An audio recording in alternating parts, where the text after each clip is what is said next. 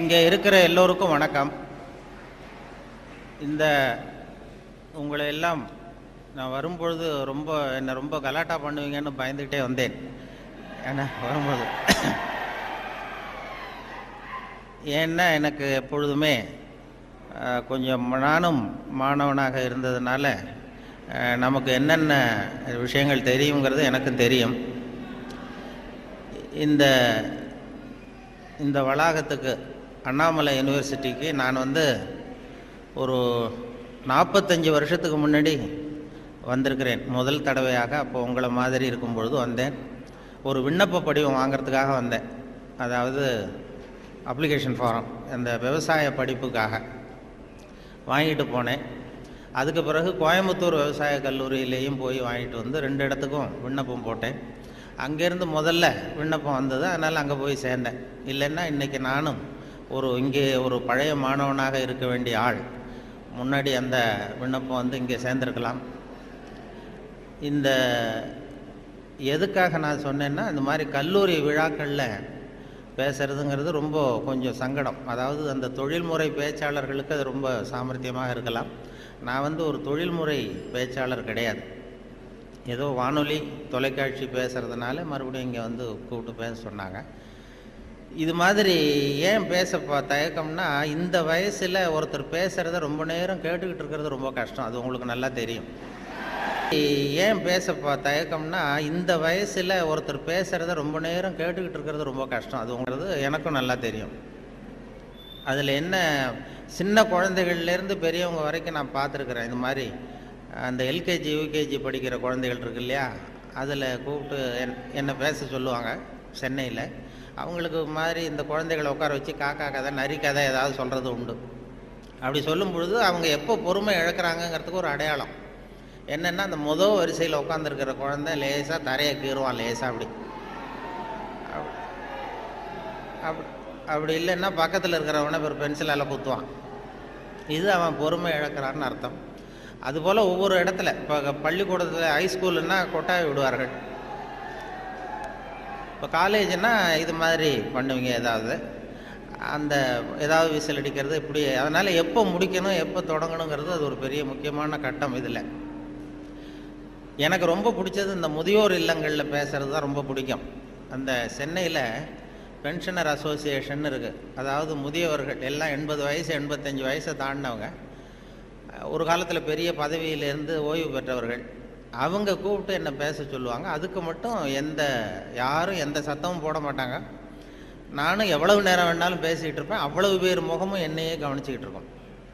என்ன காரணம்னா, காது கேட்காது அவங்க. அதனால் அப்படி இருந்தால் அமைதியாக இருக்கலாம், இல்லைன்னா இப்படி. அதனால் இது ஒரு சத்தங்கிறது நம்ம நல்ல ஆக்டிவாக இருக்கிறோங்கிறதுக்கு ஒரு அடையாளம். நான் அதனால் இதில் என்ன பேசுறது எப்படி பேசுறதுங்கிறத பற்றி வரும்பொழுது சொன்னார்கள், நீங்கள் இது மாதிரி பேச்சாளர்கள் சில பேர் கேட்டுக்கிறது உண்டு, நான் எவ்வளோ நேரம் பேசணும்னு நினைக்கிறீங்க அப்படின்னு. அந்த ஆர்கனைசரை அவங்க சொல்லுவாங்க, நீங்கள் எவ்வளோ நேரம் வேணாலும் பேசுங்க சார், நாங்கள் 10 நிமிஷத்துக்கு மேலே உட்காந்துருக்க மாட்டோம் அப்படின்னு சொல்லுகிறவர்கள் உண்டு. இங்கே வரும்பொழுது கேட்டேன், ஒரு மணி நேரத்துக்கு குறையாமல் 1.25 மணி நேரம் பேசணும், அது வரைக்கும் நாங்கள் தாக்கு பிடிப்போம்னு சில பேர் சொன்னாங்க. அது எப்படின்னு சொல்ல முடியாது.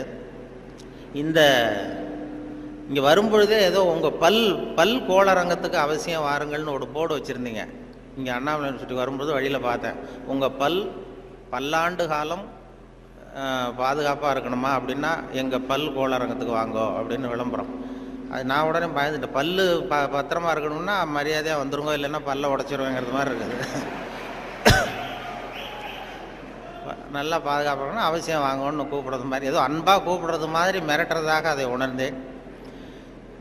உங்களையெல்லாம் பார்க்கும்பொழுது எனக்கு என்னுடைய அந்த பழைய காலம்தான்.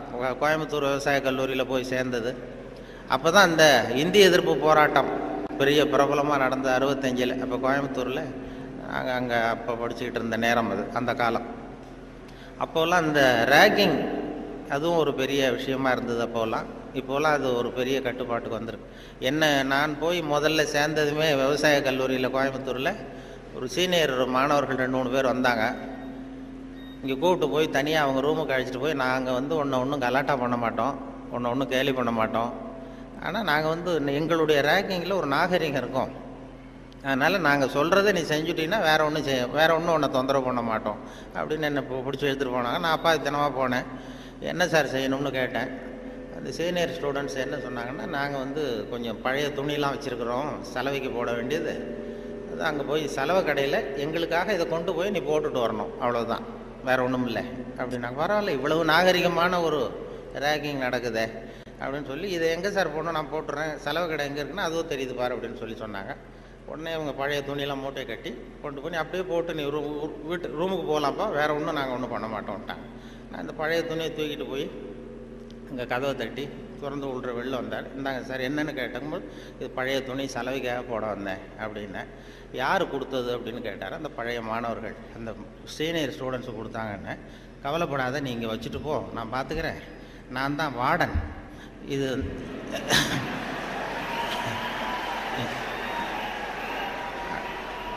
அவங்க வந்து ஏதோ ஒன்று இப்படி சொல்லியிருக்கிறாங்க, நான் உன் பேரில் கோவப்படலைப்பா, நீ வச்சுட்டு போ, நான் பார்த்துக்கிறேன்னார். அந்த வார்டன் பின்னாடி வந்து எங்கள் பல்கலைக்கழகத்து வைஸ் சான்சலராகவே ஆனார். அப்புறம் வந்து ஓய்வு பெற்றார். அப்படி ஒரு அனுபவம் அங்கே நடந்தது. அப்படிலாம் பண்ணுவாங்க. அதில் சில நல்ல இந்த அக்ரிகல்ச்சுரல் ஸ்டாட்டிஸ்டிக்ஸ்னு ஒரு பாடம், விவசாய புள்ளியியல், அது ரொம்ப போர் அடிக்கும். நாங்கள் யாரும் போக மாட்டோம் அந்த வகுப்புக்கு, ஏன்னா அது புரிஞ்சுக்கிறதே கஷ்டமாக இருக்கும். அதுக்காக அந்த ஆசிரியர் என்ன பண்ணார்னா, ஒரு தொழில்நுட்பத்தை கையாண்டார். அதாவது அந்த பாடத்தை நடத்திவிட்டு கடைசியில் ஒரு ஜோக்கு சொல்கிறது. அந்த ஜோக்கு வந்து அந்த வயசில் நமக்கு என்ன பிடிக்குமோ, அதாவது இந்த வயசில் உங்களுக்கு என்ன பிடிக்குமோ அது, அப்படிப்பட்ட ஜோக்காக சொல்லி எங்களை வந்து உடனே அந்த வகுப்புக்கு எல்லாரையும் வரும்படியாக பண்ணிட்டார். அப்போ அந்த விவசாய புள்ளியியல் துறை பேராசிரியர், அதனுடைய பாதிப்பு தான் எனக்கு எது சொன்னாலும் கடைசியில் எதையாவது ஒரு வேடிக்கையாக ஒன்று சொல்கிறதுங்கிறது. அந்த ஆசிரியருடைய பாதிப்பு. அவர் என்ன பண்ணுவார், ரொம்ப கடுமையான விஷயங்களை சொல்லிவிட்டு பாடம் முடிகிறப்போ ஒரு ஜோக்கு சொல்லுவார். அப்போ ஏதாவது பத்திரிகைகளில், வெளிநாட்டு பத்திரிகைகளில் படிச்சுட்டு வந்து சொல்லுவார். அவர் அப்போ 40 வருஷத்துக்கு முன்னாடி சொன்னது இப்போது இன்னமும் ஞாபகம் இருக்குது எனக்கு. அது என்ன, அவர் சொன்ன அந்த ஜோக்குகளில் ஒன்று என்னென்னா, ஒரு பெரிய குண்டான ஆள், ரொம்ப எடை அதிகம். அவன் வந்து இந்த எடையை குறைக்கிறது எப்படின்னு முயற்சி பண்ணான். முதல்ல எவ்வளவு எடை இருக்கும் அப்படின்னு சொல்லி ஒரு எடை போடுற மிஷினில் ஏறி நின்று காசை போட்டானா. டிக்கெட் வந்து விழுந்தது. அதில் எழுதியிருக்கும், என்ன எழுதியிருக்கு அப்படின்னு பார்த்தா, ஒரு சமயத்தில் ஒருவர் மட்டுமே ஏறி நிற்கவும் அப்படின்னு இருந்துதான். இவன் புரிஞ்சுக்கிட்டான், என்னாச்சுன்னா சரி நமக்கு நிலைமை சரியில்லை, இது எப்படியும் எடையை குறைக்கணும், இதுக்கு என்ன பண்ணுறதுன்னா, அந்த நேரம் அமெரிக்கா போக வேண்டிய வாய்ப்பு கிடச்சிது. அமெரிக்கா போய் எங்கே சுற்றி பார்த்துக்கிட்டு இருக்கும்போது ஒரு இடத்துல போர்டு போட்டிருந்துதான், உங்கள் எடை குறைய வேண்டுமா, இங்கே வாருங்கள் அப்படின்னு விளம்பரம். உடனே இவன் ஆவலாக அங்கே போனான். அங்கே ஒரு இடத்துல அந்த மேனேஜர் மாதிரி ஒரு ரிசப்ஷனில் ஒரு பொண்ணு உட்காந்துருந்தது. என்ன ஏன்னா, நான் இந்தியாவிலேருந்து வந்திருக்கேன், எனக்கு எடை குறையணும் அப்படின்னா, உனக்கு ஆர்டினரி ட்ரீட்மெண்ட் வேணுமா, ஸ்பெஷல் ட்ரீட்மெண்ட் வேணுமா, ஆர்டினரி டீலக்ஸ்ன்னு 2 ட்ரீட்மெண்ட்டு கொடுக்குறோம் எடையை குறைக்கிறதுக்கு, உனக்கு எது வேணும்னு கேட்டிருக்கேன் அந்த அம்மா. இவன் பார்த்தான், எதுக்கு அனாவசியமாக செலவு, ஆர்டினரி ட்ரீட்மெண்ட்டே போகிறோம் அப்படின்ட்டுருக்கான். அப்படின்னா இந்த பக்கம் போ அந்த ரூமுக்கு அப்படின்னு சொல்லி கதவை திறந்து விட்டு தான் இவன் ஆவலாக உள்ள போயிட்டான். அந்த எடையை குறைக்க வேண்டிய போனால் அங்கே மேஜை நாற்காலி எல்லாம் செதறி கிடக்கு, அங்கேயும் இங்கேயுமா, ஒரு ஒழுங்காக இல்லை. ஒரு பெரிய ஹால், அதில் அந்த மூலையில் வந்து ஒரு பொண்ணு நின்றுட்டு இருக்கு, ஒரு 16 வயசு பொண்ணு நின்றுட்டு இருக்கு, அரைகுறை ஆடையோட. இவனுக்கு என்ன ஆசைன்னா, அந்த பொண்ணை போய் தொடணும்னு ஒரு ஆசை. அதனால் இப்படி சுற்றி சுற்றி ஓடுறான் அந்த மேஜை நாற்காலியை சுற்றி. அந்த பொண்ணு இவன் கையில் அகப்படாமல் அதுவும் தப்பிச்சு ஓடி ஓடி வந்துக்கிட்டு இருக்கு. ஒரு 15 நிமிஷம் துரத்துறான், அதுவும் சுற்றிக்கிட்டே இருக்குது. 15 நிமிஷம் கழித்து இந்த மேனேஜர், அந்த பொண்ணு வந்து, ட்ரீட்மெண்ட்டே இவ்வளவு தான், ஒரு 10 நாள் இப்படி வந்தீங்கன்னா சரியாக போடும், எடை குறைஞ்சிரும் அப்படின்ட்டு. இவன் வந்தவன் என்ன பண்ணா, சரி ஆர்டினரியே இப்படி இருந்தால் ஸ்பெஷல் ட்ரீட்மெண்ட் எப்படி இருக்கும் அப்படின்னு யோசனை பண்ணான். சாடார்னு என்ன பண்ணால், நம்ம வந்துட்டோம், இதுக்காக இன்னொரு தரம் அமெரிக்காவுக்கு நம்ம வரப்போகிறதில்ல, எப்படியும் அதையும் பார்த்துட்டு போடுவோன்ட்டு மறுபடியும் அந்த மேனேஜர் அம்மாட்ட போய் நின்னான். என்ன சார் மறுபடியும் என்னன்னு கேட்டிருக்கேன். அந்த ஸ்பெஷல் ட்ரீட்மெண்ட்டையும் எடுத்துகிட்டு போடலாம்னு பார்க்குறேன் அப்படின்னா, அது வந்து நீங்கள் இது ஆர்டினரி ட்ரீட்மெண்ட்டுக்கு $10 கட்டினீங்க, ஸ்பெஷல் ட்ரீட்மெண்ட்டுக்கு $50 கட்டணுமே அப்படின்ட்டுருக்கு. அது பரவாயில்ல, நான் கட்டிடுறேன்னு சொல்லி கட்டிவிட்டான். கட்டிவிட்டு அப்படின்னா இந்த ரூமுக்கு போ, அப்படின்னு ரொம்ப ஆவலாக போய் கதவை திறந்தான். அதுவும் ஒரு பெரிய ஹால். இதே மாதிரி மேஜை நாற்காலியெல்லாம் செதறி கிடக்கு. அந்த மூலையில் தேடுறான், யார் நிற்கிறான்னு பார்த்தா ஒரு 90 வயசு கிழவி. அவ இவனை துரத்துறா.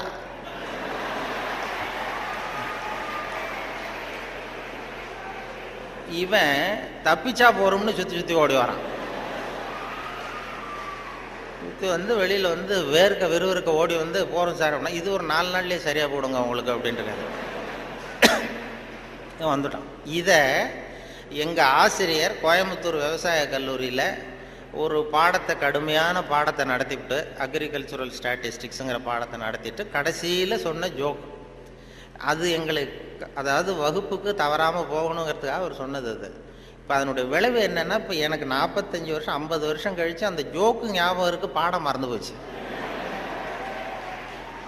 இப்படி தான் வந்து கடுமையான விஷயங்களை வந்து நம்மளை வந்து பண்ணி சொல்லி கொடுக்கறது வழக்கம்.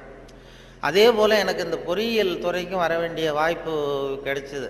நம்ம படித்து முடித்ததுமே சில பேர் எங்கள் பெற்றோர்கள் எல்லாரும் ஆலோசனை பண்ணாங்க, பொறியியலுக்கு அனுப்பலாம், இன்ஜினியர் ஆக்கலாம் பையனை அப்படின்னு. அப்புறம் எல்லாம் இப்போ சில பேர் சொன்னாங்க, அதுக்கெல்லாம் நம்ம பையன் சரியாக வரமாட்டான், அதுக்கெல்லாம் கொஞ்சம் புத்திசாலித்தனம் வேணும் அப்படி இப்படின்னு சொல்லி அதை பண்ணி விட்டாங்க.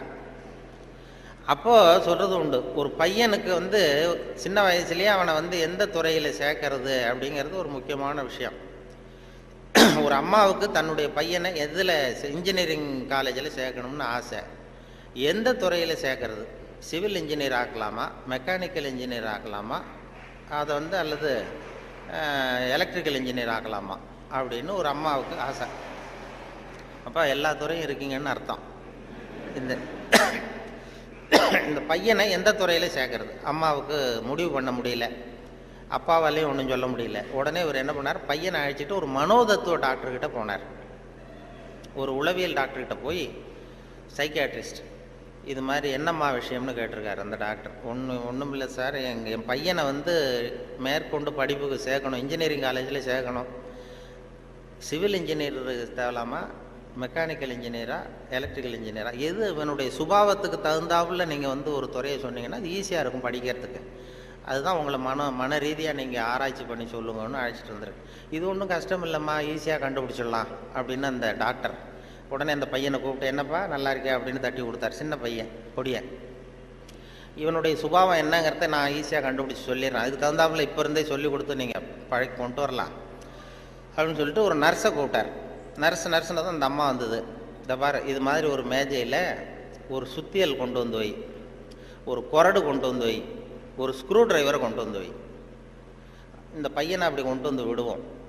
இவன் சுத்தியலை போய் தொட்டான்னு எடுத்தான்னா ஆசையாக ஏதாவது ஒன்று எடுப்பான். சுத்தியல் எடுத்தான்னா சிவில் இன்ஜினியருக்கு படிக்க வச்சுருவோம், கொரடை எடுத்தான்னா மெக்கானிக்கல் இன்ஜினியருக்கு படிக்க வச்சுருவோம், ஸ்க்ரூ டிரைவர் எடுத்தான்னா எலக்ட்ரிக்கல் இன்ஜினியர் படிக்க வச்சுருவோம்.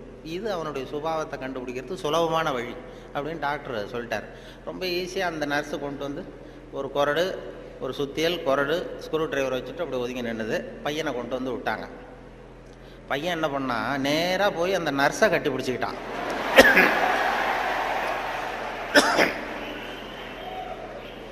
உடனே அந்த டாக்டர் சொன்னாராம், இவனை வந்து டாக்டருக்கு படிக்க வச்சுருங்க,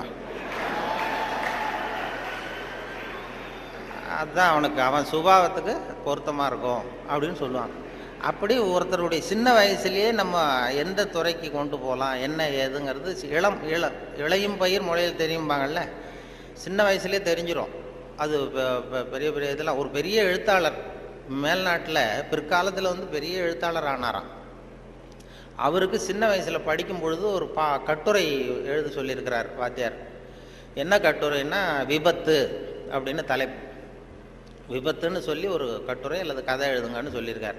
இந்த சின்ன பையனாக இருக்கும்போது எழுதுனானா. அவன் பிற்காலத்தில் பெரிய நாவலிஸ்ட், பெரிய எழுத்தாளர் ஆனான். சின்ன வயசுலேயே அவன் விபத்துங்கிற தலைப்புக்கு என்ன எழுதுனா, ஒவ்வொரு வரியிலையும் ஒவ்வொரு திருப்பம். அதாவது ஒரு 10வது மாடியில் ஒருத்தன் வெள்ளை அடிச்சுக்கிட்டு இருந்தான் அப்படின்னு எழுதுறான். 10வது மாடியில் வெளிப்பக்கமாக நின்றுக்கிட்டு ஒருத்தன் வெள்ளை அடிச்சுக்கிட்டு இருந்தான். துரதிர்ஷ்டவசமாக அந்த வெள்ளை அடித்தவன் கால் தவறி கீழே விழுகிறான், விழுந்துக்கிட்டு இருக்கான். அதிர்ஷ்டவசமாக அந்த நேரம் சாலையில் ஒரு வைக்கோல் வண்டி வந்து கொண்டிருந்தது. அடுத்த வரி. அடுத்தது, துரதிர்ஷ்டவசமாக அந்த வைக்கோலின் நடுவே ஒரு கடப்பாரை சொருகியிருந்தார்கள். அதிர்ஷ்டவசமாக இவன் அந்த கடப்பாறையில் விழவில்லை, துரதிர்ஷ்டவசமாக அவன் வைக்கோலிலும் விழாமல் தரையில் விழுந்து செத்து போட்டான் அப்படின்னு. இந்த ஆள் இதை எழுதினவன் பிற்காலத்தில் பெரிய எழுத்தாளர் ஆகிட்டாரான், பெரிய இதாகி. அப்படி வந்து சுபாவம் சின்ன வயசுலேயே தெரியும் யார் யாருக்கு என்ன அப்படின்னு சொல்லி. நமக்கெல்லாம் அது இந்த இப்போ நம்ம ஆசிரியர்களுக்கே சில சுபாவங்கள் உண்டு. அது உங்களுக்கெல்லாம் தெரிஞ்ச விஷயமா இருக்கும். ஒவ்வொரு அவங்கவுங்க துறை சம்மந்தப்பட்ட இதாக இருக்கும். அதாவது ஒரு 3 பேராசிரியர்கள் ஒரு ஊருக்கு போனாங்க. ஒரு பெரிய பல்கலைக்கழகத்தில் இது மாதிரி பேசுறதுக்கு 3 துறை பேராசிரியர்கள் போனாங்க. ஒரு உடற்பயிற்சி ஆசிரியர், ஒரு ஃபிசிக்ஸ் பேராசிரியர், ஒரு கணக்கு வாத்தியார், 3 பேரும் போனாங்க. கணித பேராசிரியர் இது மாதிரி ஒரு விழாவில் பேசி முடித்ததும் கொண்டு போய் கெஸ்ட் ஹவுஸில் 3 பேரையும் தங்க வச்சாங்க.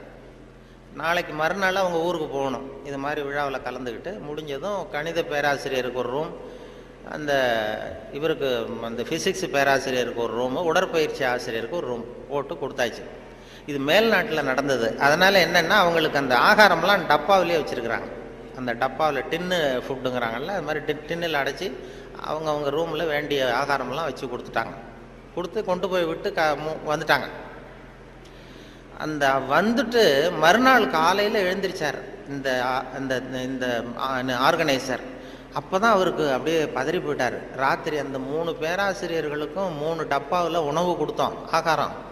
அதை திறக்கிறதுக்கான கருவியை கொடுக்காம வந்துட்டோம். திறக்கிறதுக்கு ஒரு பொருள் அது இல்லாமல் கொடுத்தோம். எப்படி அவங்க டப்பாவை திறந்தாங்களா சாப்பிட்டாங்களா என்னன்னு தெரியல அப்படின்னு இவர் பதறி போய் விடிஞ்சதும் ஓடுறாரு விழுந்தடிச்சு. இந்த வரவேற்றார் ஓடி போய் முதல்ல அந்த உடற்பயிற்சி ஆசிரியர் கதவை திறந்தாராம். ரூமை திறந்தா அவர் நிம்மதியாக தூங்கிட்டு இருக்காரு. டப்பா திறந்து கிடக்கு, சாப்பிட்டுட்டு நிம்மதியாக தூங்கிட்டு இருக்காரு. உடனே இவர் போய் தட்டி எழுப்பி, எப்படி சார் அந்த டப்பாவை திறந்தீங்க, அந்த இதை கொடுக்கலையே நாங்கள் உங்களுக்கு அப்படின்னு. இது என்ன சார், உடல் பலம் தான் சார் முக்கியம், டப்பாவை பலம் ஓங்கி கீழே அடித்தேன் திறந்துட்டுது, அது என்ன பெரிய காரியம் அப்படின்னு சொல்லி உடற்பயிற்சி செஞ்சுட்டேன், அதனால் சாப்பிட்டேன் இருக்கார். பரவாயில்ல சார் அப்படின்னு சொல்லி அடுத்த ரூமுக்கு ஓடி இருக்கார். அங்கே ஃபிசிக்ஸ் வாத்தியார் உட்காந்துருக்கார். அவரும் அதே மாதிரி நிம்மதியாக தூங்கியிருக்காரு. இது டப்பா திறந்து கிடக்கு. போய் திறந்து, எப்படி சார் திறந்தீங்க நீங்கள் டப்பாவை அப்படின்னா, அது என்ன சார், எந்த இடத்துல ப்ரெஷர் கொடுக்கணும்னு எனக்கு தெரியும், அந்த இடத்துல அழுத்தினா திறந்துட்டுது டப்பா, அது நமக்கு டெக்னிக் வந்தது தானே அப்படின்னு அந்த திறந்து சாப்பிட்டேன்ட்டார். இவர் அப்பாடா நிம்மதியாக போச்சு. அடுத்தது கணக்கு வாத்தியார் ரூமுக்கு ஓடினார். அங்கே போனால் அவர் தூங்கவும் இல்லை, டப்பாவும் திறக்கலை, மூடியே இருக்கு. என்ன பண்ணுறீங்க அப்படின்னு சொல்லி அந்த கணக்கு ஏதோ ஒரு எழுதிக்கிட்டு இருக்காரு பேப்பரில். கணக்கு வாத்தியார், என்ன சார் பண்ணிகிட்டு இருக்கீங்க அப்படின்னு கேட்டிருக்காரு. அவர் ஒன்றும் இல்லை, அஸ்யூம் தி டப்பா இஸ் ஓப்பன் அப்படின்னு சொல்லி மேற்கொண்டு கணக்கு போட்டுக்கிட்டு இருக்கார் சார் அப்படின்றாராம். இது ஒவ்வொருத்தருக்கும் ஒரு சுபாவங்கிறது அது இயல்பாக அமையிறது. ஆசிரியர்களுக்கு எல்லாருக்குமே அப்படி அமையிறது. என்னோட படித்தவர்கள் இன்றைக்கி பல பேர், ஒருத்தன் தான் சின்ன வயசில் ஒரு பையன் ஜானகிராமன் ஒருத்தன் பக்கத்தில் என்ன பென்சிலாலேயே குத்திக்கிட்டு இருப்பான். இன்றைக்கி அவன் கும்பகோணத்தில் இன்றைக்கி பெரிய டாக்டர், எல்லாருக்கும் ஊசி போட்டுக்கிட்டுறான். அப்படி சின்ன வயசுலேயே சுபாவம், அங்கே யார் யார் எப்படி வருவாங்க அப்படின்னு தெரியும். அவங்களுடைய அந்த படிக்கும் பொழுதே அந்த இது தெரியும். என்னோட படித்தவர்கள் நிறைய பேர் அது மாதிரி ஒவ்வொரு துறையில் வந்திருக்கிறாங்க. சில பேர் இந்த நான் சொன்னது மாதிரி மேல்நாட்டில் ஒரு பெரிய பிரபலமான வக்கீல். அந்த வக்கீல் சின்ன வயசு அவர்கிட்ட வாதாடுறதுக்கு எல்லாரும் பயப்படுவாங்களாம். அந்த வக்கீல் சின்ன வயசில் எப்படி இருந்தான் அப்படின்னு சொல்லி அவங்க அம்மா சொல்லியிருக்கிறாங்க ஒரு பேட்டியில். அவங்க இந்த பையன் இவன் சின்ன வயசுலேயே வருங்காலத்தில் பெரிய வக்கீல் ஆகிடுவான்னு எனக்கு தெரியும் அப்படின்னு சொல்லியிருக்கிறாங்க. என்ன பண்ணான்னா, அப்பா பேப்பர் படிச்சுட்டு உட்காந்துருக்காரு, அம்மா சமயக்கட்டில் இருக்கிறாங்க. இவன் பையன் அவன் ரூமில் இங்கே ஏதோ பண்ணிகிட்டு இருக்கான். ஒரு பூனை வீல்னு கத்திக்கிட்டு இருக்கு. அம்மா கதறிக்கிட்டு இருக்க ஒரு பூனை. உடனே அம்மாவுக்கு புரிஞ்சு போச்சு, டேய் அந்த பூனை வாழை பிடிச்சி இழுக்காதரா அப்படின்னு கத்திருக்கு அந்த அம்மா. பூனை வாழை பிடிச்சி இழுக்காதரான்னு. ஆமாம், இங்கேயும் சில பூனைகள் இருக்கு, அது வாழை யாரும் பிடிச்சி இழுத்துறாதீங்க. அது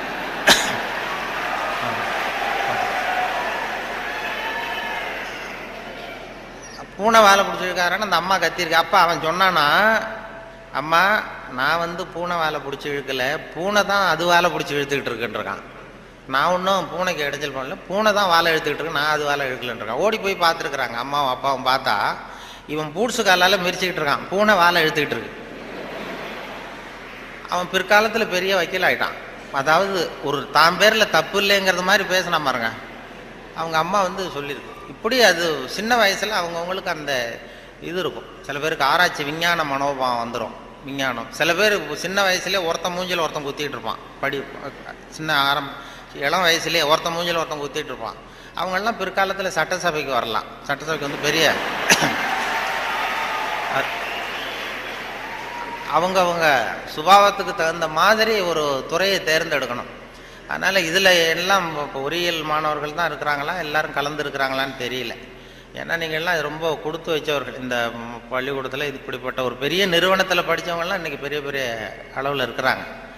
அதனுடைய ஒரு விழா கொண்டாடுதுன்னா அதெல்லாம் ரொம்ப மரியாதை மதிப்பாக உள்ளது. என்னை பற்றி அறிமுகப்படுத்தினவர் ஏதோ நான் பெருசாக என்னை பற்றி ரொம்ப பெருமையாக சொன்னார். அவர் அவ்வளவு பெருமையாக சொன்னதுக்கு காரணம் என்னென்னா அவ்வளவு நானே எழுதி கொடுத்தது.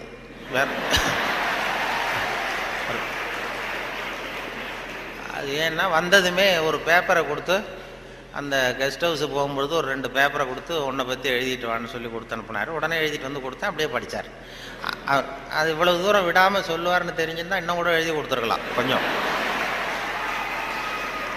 அது என்ன அதில் வேற இவரை பற்றி அறிமுகப்படுத்துறதுக்கே இது அவசியம் இல்லை, எல்லாருக்கும் தெரியும், இருந்தாலும் சொல்கிறேன் அப்படின்னு சொல்லி அவர் அதை படிக்கிறது. இது ஒரு சம்பிரதாயம் தான். ஒரு கூப்பிடும்பொழுது ஒரு இதில் அதே போல் உட்காந்து பேசுறியா நின்றுட்டு பேசுறியான்னு வேற கேட்டாங்க.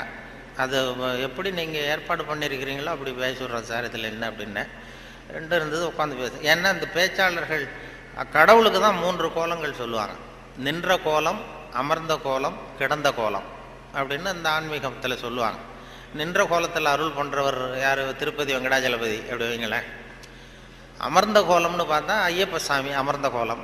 இதை தவிர கிடந்த கோலத்தில் அருள் பண்ணுற சாமி இருக்குது. அது என்னென்னா ஸ்ரீரங்கம் பள்ளிகொண்ட பெருமாள். அது வந்து படுத்திருக்கும். இப்படி 3 கோலத்தில் ஆண்டவன் கோலங்கள் உண்டு. அது எதுக்கு சொல்கிறேன்னா அதே மாதிரி நம்ம ஊரில் பேச்சாளர்களுக்கும் 3 கோலங்கள் உண்டு. அது நின்ற கோலத்தில் பேசுகிறவர்கள் அரசியல்வாதிகள். அவங்களுக்கு நின்னாதான் பேச்சு வரும், உட்காந்து பேச. அமர்ந்த கோலத்தில் பேசுகிறவங்க ஆன்மீகவாதிகள். இப்போ நடமாடும் பல்கலைக்கழகம் நாவலர் நெடுஞ்செழியன் இருந்தார் இல்லையா, இங்கே படித்தவர். அவர் வந்து ரேடியோவுக்கு பேச வந்தார். அமைச்சராக இருக்கும்பொழுது திருக்குறளுக்கு உரை எழுதினார். அப்போ நான் கூப்பிட்டு ரேடியோவில் அவரை பேட்டி எடுத்து பதிவு பண்ண வேண்டிய பொறுப்பு எனக்கு. அவரை கூப்பிட்டுட்டு வந்து அறையில் உட்கார வச்சு பேசிகிட்டு இருக்கோம். அது மாதிரி பதிவு பண்ணுறதுக்கு போகிறேன். அப்படி போய் உட்கார வச்சா வானொலி நிலையத்தில் இப்படி தான் ஏற்பாடு பண்ணி வச்சுருப்போம். உட்காந்து பேசுனா தம்பி இங்கே வா, நான் வந்து எனக்கு உட்காந்தா பேச்சு வராது, நின்றுக்கிட்டே பேசிடுறேன், இந்த மைக்கை கொஞ்சம் தூக்கி வசதி வையினார். அப்புறம் அவர் உயரத்துக்கு மைக்கை தூக்கி வச்சு அப்புறம் பதிவு பண்ணேன். இது அவங்களுக்கு பழக்கத்தில் மேடையில் நடமாடும் பல்கலைக்கழகம் எதை வேணாலும் பேசுவார். உட்காந்தா கொஞ்சம் தயக்கம் வந்தது. அது அரசியல் அப்படி. அது ஆன்மீகவாதிகள். இப்போ கிருபானந்த வாரியாரெல்லாம் கூப்பிட்றோம் வானொலி நிலையத்துக்கு, அவரை உட்கார வச்சு தான் பதிவு பண்ணுவோம். அவரை வந்து நின்றுக்கிட்டே பேசுங்க சார்னு சொல்ல முடியாது. அதனால் நின்ற கோலம் பேசுகிறவங்க அரசியல்வாதிகள், அமர்ந்த கோலத்தில் பேசுகிற பேச்சாளர்கள் ஆன்மீகவாதிகள். இதே மாதிரி கிடந்த கோலத்தில் பேசுகிறவங்களும் உண்டு நம்ம ஊரில். இந்த சாராய கடை வாசலில் பார்த்தீங்கன்னா அவங்களெல்லாம் கிடந்த கோல பேச்சாளர்கள். நல்ல வேலையாக என்னை வந்து நீ கிடந்த கோலத்தில் பேசுன்னு சொல்லாமல் இங்கே 2 கோலத்துக்கு ஏற்பாடு பண்ணி வச்சுருக்கிறாங்க. நின்ற கோலம், அமர்ந்த கோலம். இப்படி ஒரு படுக்கையை போட்டு வச்சுட்டா இங்கே வரக்கூடிய பேச்சாளர்கள் எது பிடிக்குதோ அப்படி பேசிகிட்டு இருக்கலாம். அது வசதி. ஏன்னா இது ரொம்ப விரிவான ஒரு என்னமோ 70 mm மாதிரி இருக்குன்னு சொன்னார், வரும்போது சொன்னாங்க. அது அதுவும் இந்த துணைவேந்தர் ரொம்ப கலை நுணுக்கத்தோடு இதை பண்ணியிருக்கிறார், இன்னும் நிறைய வேலையெல்லாம் இருக்குது இல்லை அப்படின்னு சொல்லி ரொம்ப பெருமையாக சொன்னார்கள். இந்த பொறியியல் அது வந்து அந்த கலை நுணுக்கம் இன்னும் என்னென்ன வேலை இருக்குது, நிறைய செஞ்சுருக்கேன். இது எல்லாம் இந்த பெருமை அவருக்கு தான் சொல்லி பெருமையாக சொன்னாங்க. இது இப்படிப்பட்ட பெரிய ஹாலில் ஒருத்தரை உட்கார வச்சாதான் என்னமோ மாதிரி இருக்கும். ஆமாம், இதுக்கெல்லாம் ஒரு 20-30 பேர் வரிசையாக உட்காந்தா நல்லாயிருக்கும் இந்த ஹால். அதாவது பொறியியல் துறை, நீங்கள் மாணவர்கள்ங்கிறதுனால பொறியியலில் வந்து கலை அம்சத்தை புகுத்துறது ரொம்ப சிரமம். சில பேருக்கு அதாவது பொறியியலுக்கும் அதாவது கவிதை எழுதுவாங்க. சில பொறியியல் கவிதை எழுதுகிறவங்க வந்து பொறியியல் இன்ஜினியராக இருக்கிறவங்க கவிதை எழுதுறது உண்டு. அப்படி இருக்கிறது கொஞ்சம் 2க்கும் முரண்பாடான விஷயம். கலைத்தன்மை, அதாவது பொறியியல் வந்து மெக்கானிக்கல் மைண்ட் அதிகமாக இருக்கும். அதாவது ஒரு பெரிய பொறியியல் இன்ஜினியர் அவர் வந்து இராணுவத்தில் ஒரு பாலம் வந்து கட்டுறதுக்கு பெரிய இது பண்ணாங்க, பிளான் பண்ணாங்க. அதுக்கு ஒரு வரைபடம் தயார் பண்ணணும். ஸ்கெட்சு. இராணுவத்துக்கு பாலம் கட்டுறதுக்கு ஒரு பெரிய ப்ளூ பிரிண்ட்டு என்ன சொல்லுவீங்கள்ல, அது மாதிரி அந்த வரைபடம் தயார் பண்ணுற வேலையை ஒப்படைச்சிருக்கிறாங்க அந்த இன்ஜினியர்கிட்ட. அந்த பொறியாளர் வந்து உள்ளுக்குள்ளே ஒரு கவிஞர், அதாவது அவர் ஒரு கவித்தன்மை உள்ளுக்குள்ளே இருக்குது, மறைஞ்சிருக்குது. அதனால் அவர் என்ன பண்ணார், அந்த பொறியியல் வரைபடம் போட்டார். பாலத்தை போட்டுட்டு ஒரு ஆறு ஓடுது, குறுக்க பாலம், அதனுடைய நீளம் அகலம் எல்லாம் கரெக்டாக போட்டார். போட்டு அந்த ஆறு ஓடிக்கிட்டு இருக்கு. அது ஓடி முடிகிற இடத்துல ஆற்று ஓரமாக ஒருத்தன், ஒரு சின்ன பையன் தூண்டில் போட்டுக்கிட்டு நிற்கிறான். அதை அவர் போட்டிருக்காரு ஒரு அழகுக்காக. சின்ன மூலையில் ஒரு தூண்டில் போட்டுட்டு ஒரு பையன் நிற்கிறான். இது இந்த பொறியியல் வரைபடத்தை கொண்டு போய் அதிகாரிகள்கிட்ட கொடுத்துருக்குறான். அவருக்கு கோபம் வந்துடுது. இது வந்து ஒரு பொறியியல் வரைபடம், இது வந்து இந்த வரைபடத்தில் போய் அந்த ஒரு ஓவியம் என்னத்துக்கு அப்படின்னு சொல்லி அவர் சத்தம் போட்டிருக்காரு மேலே உள்ளவர். அதனால் என்ன பண்ணியிருக்காரா, முதல்ல வந்து முதல் தடவையாக கொடுக்கும்பொழுது அந்த பாலத்து மேலே நின்றுக்கிட்டு தூண்டில் போடுறது மாதிரி படம். இந்த பாலத்தில் எதுக்கு அவன் நிற்கிறான்னு சொல்லி சண்டை போட்டிருக்காரு. உடனே அவர் சரி சார் நான் இதை மாற்றிடுறேன்னு சொல்லி இவர் மாற்றி 2வது தடவை படம் போடும்போது பாலத்தில் நிற்கக்கூடாது, பாலத்தில் இடைஞ்சல் இருக்கக்கூடாது, அவ்வளோதானே. பாலத்தை சரியாக போட்டு மூலையில் கொண்டு போய் தூண்டில் போட்டு நிற்கிறான். மறுபடியும் கூப்பிட்டு அந்த அவன் படமே இருக்கக்கூடாது இந்த இதில், இந்த வரைபடம் மட்டும்தான் இருக்கணும், போடுன்னார். உடனே இவன் வந்து பாலம் போட்டான். 6 பாலம் சரியாக போட்டுட்டு இந்த மூலையில் பார்த்தா அவன் நிற்கிற இடத்துல அவன் இல்லை. அந்த இடத்துல சின்ன ஒரு கல்லறை, இந்த சிறுவன் இங்கே புதைக்கப்பட்டிருக்கிறான் அப்படின்னு எழுதிட்டான். அதாவது அந்த உள்ளுக்குள்ளே இருக்கிற அந்த கவிஞனை ஒன்றும் பண்ண முடியாது. சில பொறியியல் படிக்கிற மாணவர்கள் நீங்கள் நிறைய பேர் கவிதை எழுதலாம், அது எப்படியாவது வெளியில் வந்துக்கிட்டு தான் இருக்கும். அது வந்து பியூராக அந்த வரைபடத்தில் கூட அவனை மறைக்க முடியல பாருங்கள், அப்படி இருக்கும். அது மாதிரி சொல்கிறது உண்டு அவங்கவுங்க அந்த இதில். அதனால் இந்த பேச்சு, இந்த சொன்னார்கள், இந்த நகைச்சுவை உணர்வுங்கிறது ரொம்ப அவசியம், அதை பற்றி சொல்லணும், போகணும், வரணும்னு சொல்லி சொன்னாங்க. நகைச்சுவை உணர்வுங்கிறது நமக்கு சின்ன வயசுலேருந்து நாம் பிறந்து 6 வாரத்தில் தான் சிரிக்க ஆரம்பிக்கிறோமா. ஒரு குழந்தை பிறந்து 6வது வாரம் தான் சிரிக்க ஆரம்பிக்கும். ஒரு கிளுகிழுப்பை கொண்டு போய் குழந்தை முகத்துக்கிட்ட ஆட்டினா சிரிக்குது. அதே கிளுகிழுப்பை ஒரு தாத்தா முகத்துக்கிட்ட ஆட்டுங்க கோவம் வந்துடும், குச்சி கிச்சிருந்தா எடுத்து அடிச்சிருவார். ஏன்னா அப்படி இருந்தவர் அப்படி ஆயிட்டார். ஒரு காலத்தில் அப்படி இருந்தவர், அப்படி சின்ன வயசில் ஒரு கிளுகிழுப்ப சத்தத்துக்கு சிரித்தவர் அதே சத்தத்துக்கு டென்ஷன் ஆகிறாருன்னா அப்படி தான் மனுஷனுடைய வாழ்க்கை வீணாக போகுது. அந்த இயல்பு தன்மை மாறாமல் இருக்கணுமா, அந்த சிரிப்பு தன்மை வந்து. ஆனால் சிரிப்புங்கிறது ஒரு பாவமான செயல்னு காலங்காலமாக போதிக்கப்பட்டு வந்திருக்கிறோம். எப்படி போதிக்கப்பட்டு வந்திருக்கிறோம்னா, ஒரு முதலாளிக்கு முன்னாடி தொழிலாளி சிரித்தா மரியாதை குறைச்சால், ஒரு ஆஃபீஸருக்கு முன்னாடி பியூனு சிரித்தா மரியாதை குறைச்சால், இப்படி சொல்லி சொல்லி சிரிப்புங்கிறது ஏதோ மரியாதை குறைவான செயல்னு காலங்காலமாக போதிக்கப்பட்டு வந்து இப்போ சிரிப்பு தன்மை வந்து சிறைப்பட்டு போச்சான் நம்ம உடம்புக்குள்ளே. இந்த சிறைப்பட்டிருக்கிற சிரிப்பை வெளியில் கொண்டு வர்றதுக்கு தான் ஜோக்குன்னு ஒரு சாவியை போட வேண்டியிருக்கு. வேறு ஜோக்குக்கும் சிரிப்புக்கும் சம்மந்தமே இல்லை, அது ஒரு சாவியாக உபயோகப்படுது. ஏற்கனவே இருக்கிற இயல்பு தன்மையை வெளியில் கொண்டு வர்றது. அந்த குழந்தை தன்மையோடு இருக்கணும், குழந்தைத்தனம் தான் இருக்கக்கூடாதே தவிர அந்த குழந்தைத்தன்மை கடைசி வரைக்கும் நமக்கு நீடிச்சதுன்னா ஹார்ட் அட்டாக் வராது. குழந்தைத்தன்மை வேறு, குழந்தைத்தனம் வேறு. குழந்தைத்தன்மை பெரிய வயசானா கூட குழந்தைத்தன்மையோடு இருக்கலாம். இப்போ ஒரு அம்மா வந்து ஒரு பிள்ளைய எழுப்பிச்சான், தட்டி எழுப்பியிருக்கு காலையில் விடிய காலம். அம்மா வந்து எழுந்துடுறா காலேஜுக்கு நேரம் ஆயிட்டுது அப்படின்னு எழுப்பிச்சான். அந்த புள்ள இழுத்து போத்திட்டு நான் காலேஜுக்கு போக மாட்டேம்மா, எனக்கு போகிறதுக்கு பிடிக்கலன்னு இருக்கு. அந்த அம்மா விடலை, வயசான அம்மா, நீ போய் தாண்டா ஆகணும் அப்படின்ட்டுருக்கு. அந்த புள்ள எழுந்திரிச்சு உட்காந்து கேட்டிருக்கு, ஏம்மா என்னை வந்து ஏன் இப்படி தொந்தரவு பண்ணுற, தூங்க விடாமல் அப்படின்ட்டுருக்கு. அப்போ அந்த அம்மா சொல்லிச்சான், நீ வந்து காலேஜுக்கு ஏன் போக மாட்டேங்கிற, அதுக்கு 2 காரணம் சொல்லு அப்படின்ட்டுருக்கு. அந்த அம்மா பிள்ளைய கேட்டிருக்கு, நீ காலேஜுக்கு ஏன் போக மாட்டேங்கிற 2 காரணம் சொல்லு. அப்போ அந்த பிள்ளை சொல்லிச்சான், ஏன் போக மாட்டேன்னா ஒரு காரணம் அங்கே இருக்கிற மாணவர்களுக்கெல்லாம் என்ன பிடிக்கல, பசங்களுக்கெல்லாம் என்ன பிடிக்கல. 2வது காரணம் அங்கே இருக்கிற வாத்தியார்களுக்கும் என்ன பிடிக்கல, ஆசிரியர்களுக்கும் பிடிக்கல, மாணவர்களுக்கும் பிடிக்கல, அதனால் நான் போக மாட்டேன் அப்படின்னு சொல்லி படுத்துட்டுது. அதுக்காக நீ வந்து போகாமல் இருக்கக்கூடாதா, காலேஜுக்கு போய் தான் ஆகணும்னு மறுபடியும் எழுப்புது அந்த அம்மா, வயசான அம்மா. அப்புறம் எழுந்திரிச்சு உட்காந்துக்கிட்டு அந்த புள்ள கேட்டுதான், என்ன எதுக்கு காலேஜுக்கு போகணும்னு நீ சொல்கிற, அதுக்கு 2 காரணம் சொல்லு அப்படின்ட்டு. அப்போ அந்த அம்மா சொல்லிச்சாண்டே, ஏன் சொல்கிறேன்னா, முதல் காரணம் உனக்கு வயசு 54, 2வது காரணம் நீ தான் பிரின்சிபால்.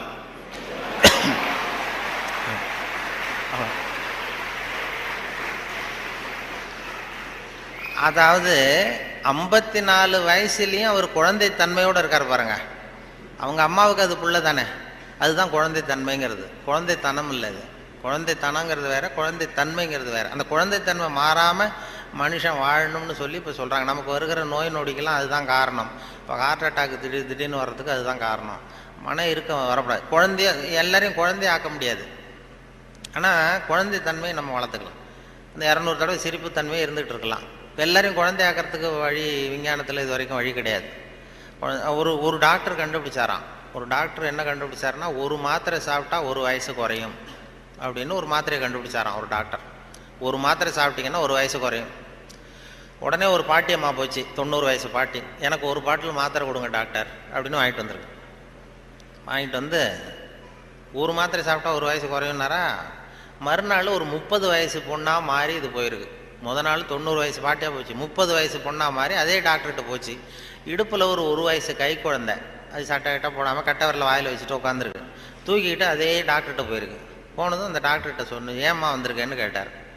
ஒன்றும் இல்லை டாக்டர், நேற்று உங்ககிட்ட வந்தேன், மாத்திரை கேட்டேன், ஒரு மாத்திரை சாப்பிட்டா 1 வயசு குறையும். நீங்கள் நான் ஒரு பாட்டில் மாத்திரை வாங்கிட்டு போனேன், ஏதோ ஒரு ஆர்வத்தில் ஒரு 30-40 மாத்திரையை சேர்த்து சாப்பிட்டேன், அதனால் இப்படி ஆகிட்டம் பாருங்கள் அப்படின்ட்டு.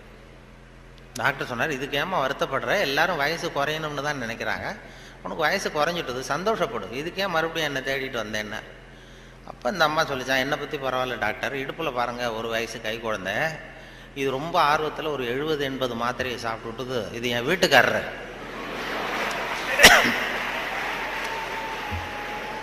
இது இப்படியே உட்காந்துக்கிட்டே இறங்க மாட்டேங்குது, நான் எங்கே தூக்கிட்டு போகிறது, எதையாவது ஒரு மாத்திரையை கொடுத்து இறக்கி விடுங்க டாக்டர், அப்போ தான் நாம் பார்த்தேன், அதுக்காக தான் வந்தேன்னு தான். அதாவது இயற்கைக்கு மாறாக நம்ம போனோம்னா இப்படிப்பட்ட பிரச்சனையெல்லாம் வந்துடும்.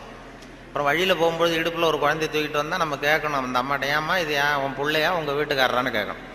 அப்படி குழப்பம் வந்துடும். இயற்கையை மாற்ற முடியாது, ஆனால் அந்த குழந்தை தன்மையை நம்ம கொண்டு வரலாம், அதுக்காக சொல்லுவாங்க.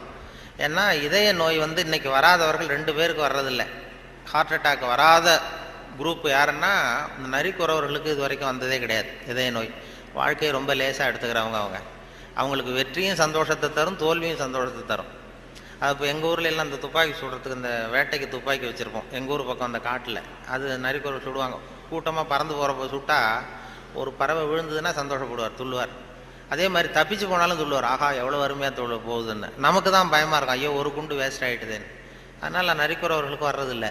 அதே மாதிரி இன்னொரு குரூப்புக்கு ஹார்ட் அட்டாக் இது வரைக்கும் வந்ததில்லை. மருத்துவ உண்மை யாருன்னா, பைத்தியக்காரனுக்கு வந்ததே கிடையாது.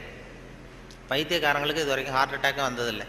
ஏன்னா அவங்க எதுவாக ஆக நினைக்கிறார்களோ அதுவும் ஆயிடுறாங்க. அவங்க இப்போ நான் இந்த நாட்டுக்கு பிரதம மந்திரி ஆகணும்னு நினைக்கிறேன்னா, நான் எந்த கட்சியில் சேர்றது, எங்கே போகிறது, எப்படி பண்ணுறதுன்னு நான் டென்ஷன் ஆயிடுறேன். அதாவது என் இருதயத்துக்கு அதிகமாக வேலை கொடுக்குறேன். ஒரு துடிப்புக்கும் இன்னொரு துடிப்புக்கும் நடுவில் இருக்கிற ஓய்வு தான் என்னுடைய ஆயுளை நிர்ணயம் பண்ணுது. நான் பிரதம மந்திரி ஆகணுங்கிற ஆவலில் எனக்கு துடிப்பை அதிகமாக்கி ஆயுளை குறைச்சிக்கிறேன், ஹார்ட் அட்டாக் வந்துடுது. ஆனால் ஒரு பைத்தியக்காரன் பிரதம மந்திரி ஆகணும்னு நினைக்கிறான்னு வைங்க, அவன் ஆனதாகவே நினச்சிட்றான். அவனுக்கு முயற்சி தேவைப்படாது. எதுவாகணும்னு நினைக்கிறானோ அதுவும் ஆயிடலாம். ஒரு சினிமா நடிகர் ஆகணும்னு பைத்தியம் பிடிச்சதுன்னா, நான் தான் ரஜினிகாந்த் அப்படிம்பா. அதாவது அது மாதிரி ஆகிடும். அந்த அந்த மன அளவில் அந்த நிறைவு வந்துடுறதுனால அவங்களுக்கு இதய நோய் வர்றதில்லை. இது அவங்கள்ட்டேருந்து நாம் கற்றுக்க வேண்டியதான். அதனால தான் எதையும் லேசாக எடுத்துங்கன்னு சொல்லி இப்போ இந்த காலத்தில் எல்லாரும் உபதேசம் பண்ண ஆரம்பிச்சுட்டாங்க. அதாவது இப்போ சித்த சுவாதீனத்துடன் கூடிய பைத்தியத்தன்மையுடன் வாழ கற்றுக்கொள்ளுங்கள் அப்படிங்கிறது இந்த காலத்து மனிதர்களுக்கு சொல்லப்படுகிற உபதேசம். சித்த சுவாதீனத்துடன் கூடிய பைத்தியத்தன்மையுடன் வாழ கற்றுக்கொள்ளுங்கள் அப்படின்னா, அது என்ன பைத்தியத்தன்மை சித்த சுவாதீனம்னா, நாம் சித்த சுவாதீனமாக இருக்கணும், இன்னொருத்தர் பைத்தியக்காரத்தனமாக பேசினா ஒத்துக்கணுமா? இப்போ உங்கள் வீட்டில் அல்லது உங்கள் நண்பர்கள்ட்ட யார்ட்டையோ கேட்குறீங்க, 8ஐயும் 3ஐயும் பெருக்குனா என்னன்னு கேட்குறீங்க. 8ம் 3ம் பெருக்குனா 23ன்னு சொல்கிறாருன்னு வைங்க, உடனே நீங்கள் சண்டைக்கு போகக்கூடாது. தப்பு, நீ சொல்கிறது தப்புன்னு சண்டை போகக்கூடாது. பரவாயில்ல, நீ 23ன்னு இது நினச்சிருக்க, நான் 24ன்னு எனக்கு சொல்லி கொடுத்துருக்குறாங்க. சரி, உங்கள் வாத்தியார் அப்படி சொல்லி கொடுத்துருக்காரு, எங்கள் வாத்தியார் அப்படி சொல்லி கொடுத்துருக்காரு, ஒன்று தானே வித்தியாசம், அதுவும் வாய்ப்பாட்டில் எத்தனையோ எடிஷன்லாம் இருக்குது இல்லையா, அதனால் பரவாயில்ல அப்படின்ட்டு போயிடணும். இதுதான் சித்த சுவாதீனத்துடன் கூடிய 24 தான் உண்மைங்கிறது தெரியும் நமக்கு, சரிங்கிறது. 23ஐயும் சரின்னு ஒத்துக்கிறோம் பாருங்கள், அதை தான் சித்த சுவாதீனத்துடன் கூடிய. அப்படி இருக்கிறவங்களுக்கு இதய நோய் வராதான். அது துல்லியம்ங்கிறது அதில் வேணும். அதாவது இப்போ ஒரு மாணவன் படிச்சுட்டு இன்டர்வியூக்கு போனான், ஒரு பேங்க் உத்தியோகம். அங்கே கேள்வி கேட்டாங்க, 8ஐயும் 3ஐயும் பெருக்குனா என்னப்பான்னு. அவன் சொன்னான், 8ஐயும் 3ஐயும் பெருக்குனா 23ன்னு சொல்லிட்டான், வாய் தவறி சொல்லிட்டான். சரி, போயிட்டு வான்ட்டாங்க இன்டர்வியூவில். வெளியில் வரும்பொழுது யோசித்தான், இது என்ன ஒரு சின்ன கணக்கு தானே கேட்டாங்க, இது தப்பாக சொல்லிட்டோமே, 8/3/23 சொல்லிட்டோமே, இது கூட தெரியலன்னா நமக்கு எப்படி பேங்க்கில் வேலை கிடைக்கும்? நிச்சயமாக நமக்கு இந்த வேலை இல்லை, ஏதோ உளறிவிட்டோம் அப்படின்னு சொல்லி போயிட்டான் வீட்டுக்கு. வீட்டுக்கு போனால் ஒரு வாரத்தில் அப்பாயின்மெண்ட் ஆர்டர் வந்துட்டுது அவனுக்கு, நீ வந்து வேலையில் சேர்ந்துக்கிடான்னு. உடனே அப்போ அவன் நினச்சானா, சரி நாம் பதில் சொன்னதை அவரும் சரியாக காதில் வாங்கலை போல இருக்கு, கேள்வி கேட்டவரும், அதனால் இதை சொல்லிடக்கூடாது, பேசாமல் போய் வேலையில் சேர்ந்துருவோம் அப்படின்னு போய் நேராக போய் வேலையில் சேர்ந்துட்டான். சேர்ந்து வேலை பர்மனெண்ட் ஆனதுக்கப்புறம் அந்த மேனேஜர்கிட்ட போய் உக்காந்தான். சார், அன்னைக்கு இன்டர்வியூக்கு வந்தப்போ என்ன ஒரு கேள்வி கேட்டீங்க, 8/3 பேருக்கு நான் என்னென்னு, நான் வாய் தவறி 23 சொல்லிட்டேன், நீங்களும் சரியாக கவனிக்கலை போட்டுருக்கு சார், எனக்கு வேலை கொடுத்துட்டீங்க, ரொம்ப தேங்க்ஸ் அப்படின்றான். இனிமேல் ஒன்றும் பண்ண முடியாதுன்னு. அப்போ அந்த மேனேஜர் சொன்னார், அப்படி இல்லைப்பா, அன்னைக்கு இன்டர்வியூக்கு வந்தது ஒன்றையும் சேர்த்து 294 பேர் வந்தீங்க இன்டர்வியூக்கு, நான் 294 பேர்கிட்ட இந்த கேள்வி கேட்டேன், 8/3 பேருக்கு நான் என்னென்னு, நீ சொன்னது தான் நியரஸ்ட் கரெக்ட் ஆன்சர், நான் அதனால தான் வேலை கொடுத்தேன், நான் ஒன்றும் தப்பாக பண்ணிவிடல அப்படின்னாலும். அதாவது வாழ்க்கையில் வெற்றி பெறணும், இதய நோய் வரக்கூடாது, ஹார்ட் அட்டாக் வரக்கூடாதுன்னு நினைக்கிறவர்கள் நியரஸ்ட் கரெக்ட் ஆன்சரை தான் பார்க்கணுமா வாழ்க்கையில். நியரஸ்ட் கரெக்ட் ஆன்சர் பார்க்குற மனோபாவம் வந்து இதயத்தை நல்லா வச்சுருக்கோம். ஆனால் அறிவியலில் அப்படி பார்க்கக்கூடாது. அறிவியலில் ரொம்ப துல்லியம் அவசியம். இப்போ உங்கள் பொறியியல் சம்மந்தப்பட்ட விஷயங்கள்லையோ அறிவியல் சம்மந்தப்பட்டதில் துல்லியம் தான் முக்கியம், அதில் போய் நியரஸ்ட் கரெக்ட் ஆன்சர் பார்க்கக்கூடாது. வாழ்க்கைங்கிற கணக்கில் நியரஸ்ட் கரெக்ட் ஆன்சர் தான் பார்க்கணும், ரொம்ப துல்லியமாக எதையும் பார்க்கக்கூடாது.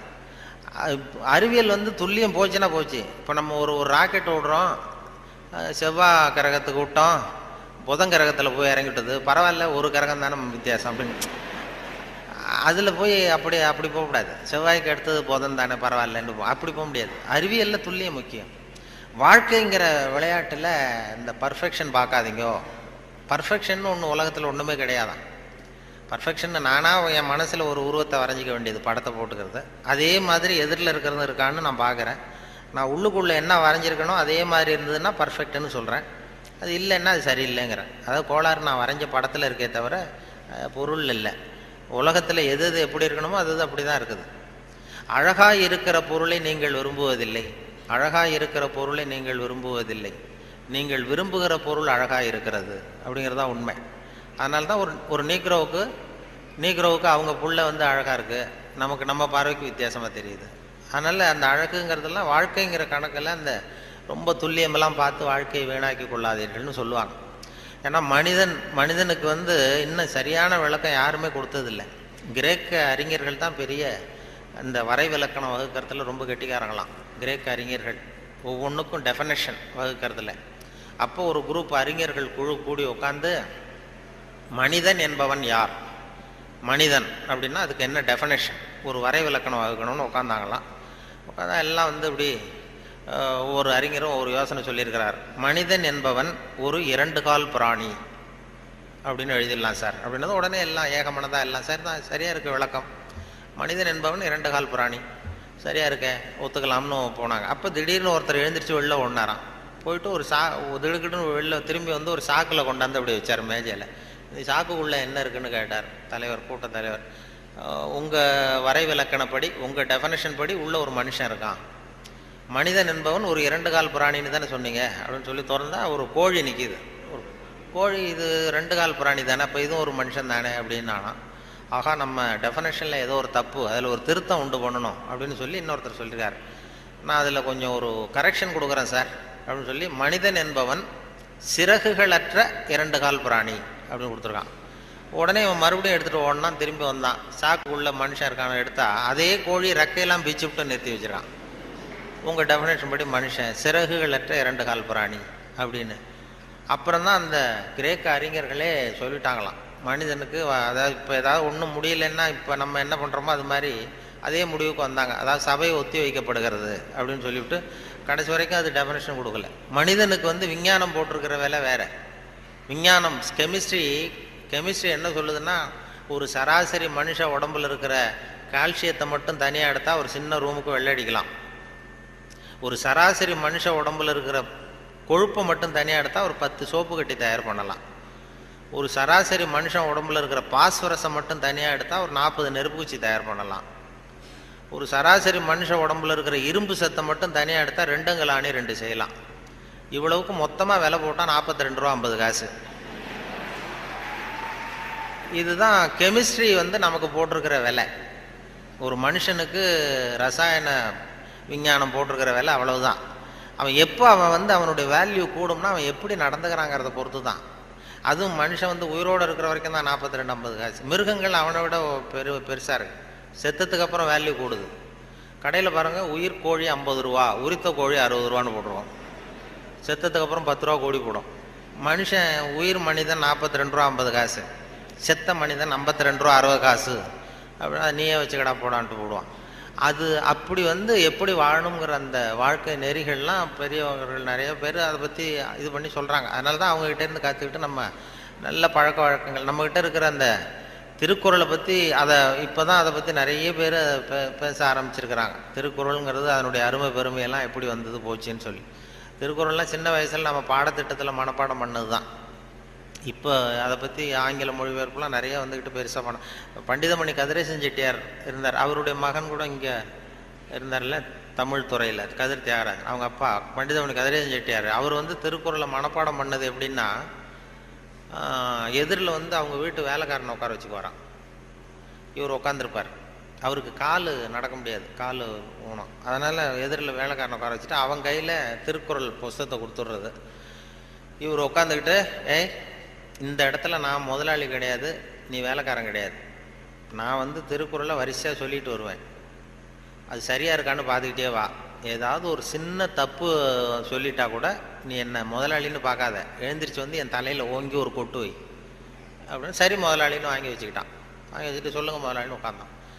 அகர முதல எழுத்தெல்லாம் ஆதி பகவன் முதற்றே உலகு அப்படின்னாரு. உடனே கிடுக்குன்னு கொஞ்சம் இருங்க முதலாளி அப்படின்னு சொல்லி எழுந்திரிச்சு ஓங்கி நங்குன்னு கொட்டி விட்டான் தலையில்.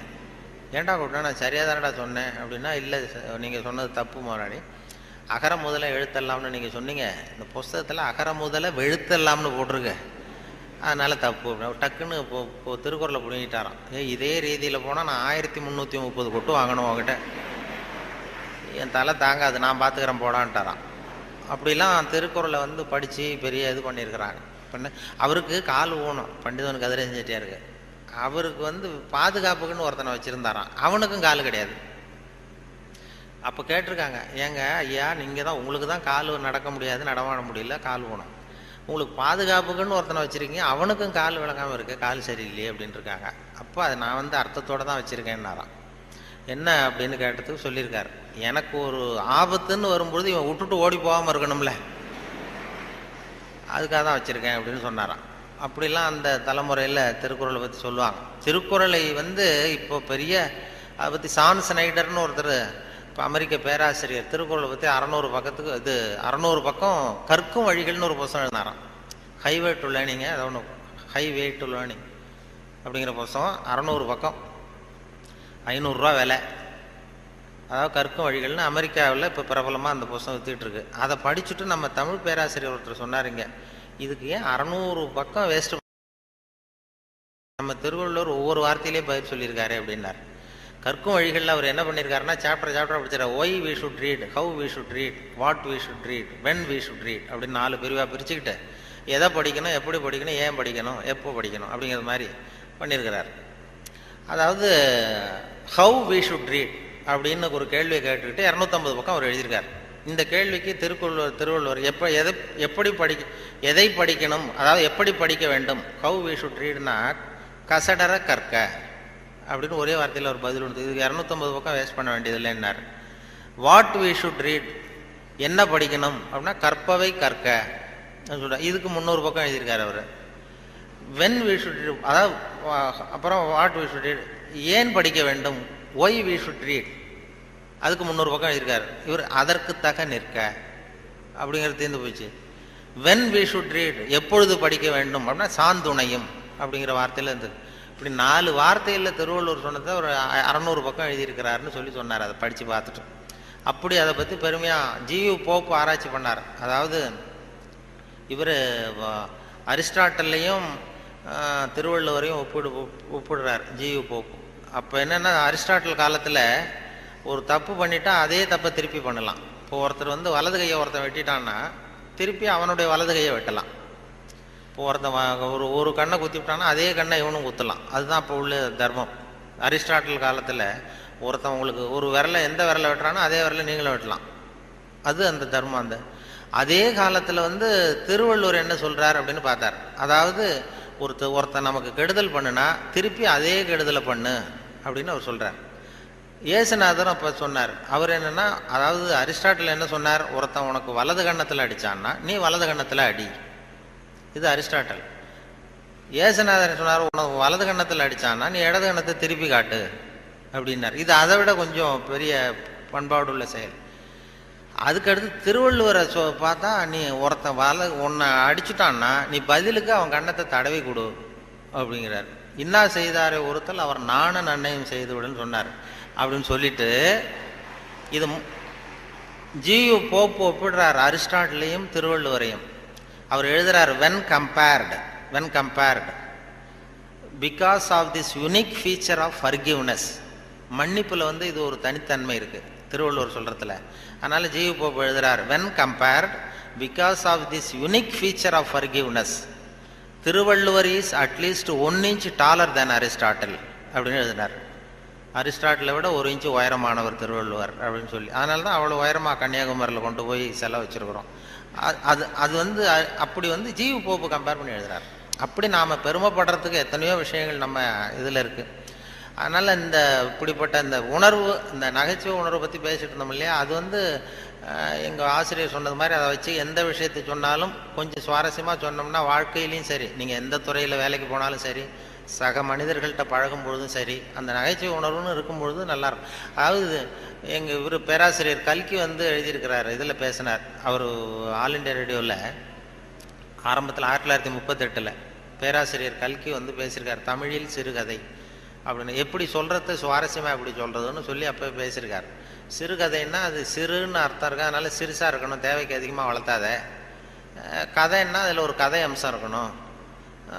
ஒரே ஒரு ஊரில் அப்படின்னு ஆரம்பித்தா அதுக்கப்புறம் என்ன அப்படின்னு கேட்க தோணுதில்ல, அது மாதிரி இருக்கணும் ஒரு வரியும் அப்படின்னு சொல்லிட்டு, சொல்கிறதே எப்படி சுவாரஸ்யமாக சொல்கிறதுன்னா தேவைக்கு அதிகமாக நீ வளர்த்தாதே அப்படின்னு சொல்லி அதுக்கு ஒரு உதாரணம் கொடுத்துருக்காரு கல்கி. அதாவது நீங்கள் எழுத்தாளராக இருந்தாலும் சரி, பேச்சாளராக இருந்தாலும், சக மனிதர்கள்ட்ட பழக்கிறவராக இருந்தாலும் தேவைக்கு அதிகமாக இது பண்ணாதீங்க அப்படிங்கிறதுக்காக சொல்லியிருக்காரு.